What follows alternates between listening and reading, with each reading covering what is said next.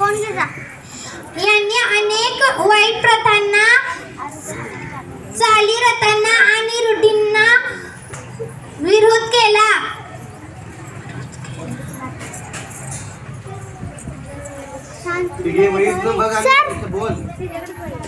Sir phone पाहिजे.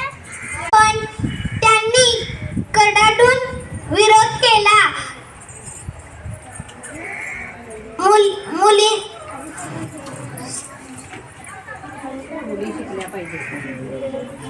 मुलींचे शिक्षण हे गुरु किल्ली आहे असे त्यांनी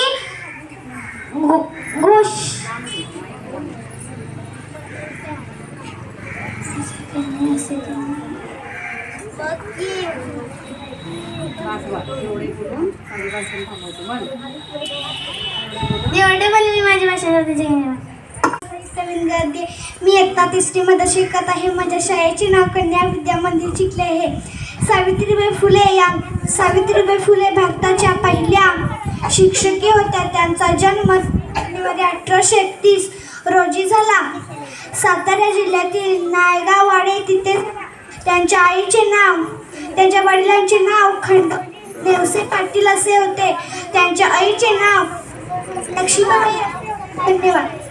Everyone, my name is Vidhi. Today I am going to speak a few words about Savitribai Phule. Savitribai Phule was India's first female teacher and a social reformer.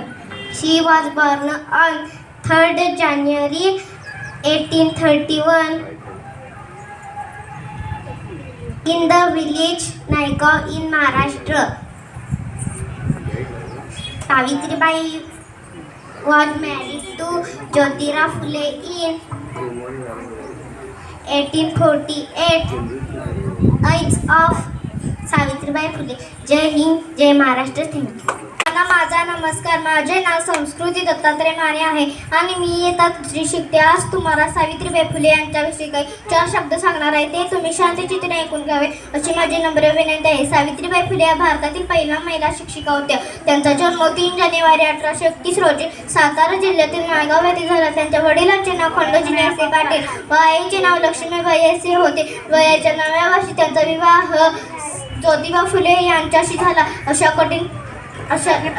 शिक्षण घेणे हे महाभारत मानले जाईल. अशा कठीण परिस्थितीतही ज्योतिबांनी सावित्रीबाईंना लिहायला व वाचायला शिकवले. महात्मा फुले व सावित्रीबाई सन 1848 मध्ये पुण्यात मुलींची पहिली शाळा सुरू केली. त्यांच्या या क्रांतिकारी निर्णयाला लोकांनी खूप विरोध केला. सावित्रीबाई शाळेत शिकवायला जात असताना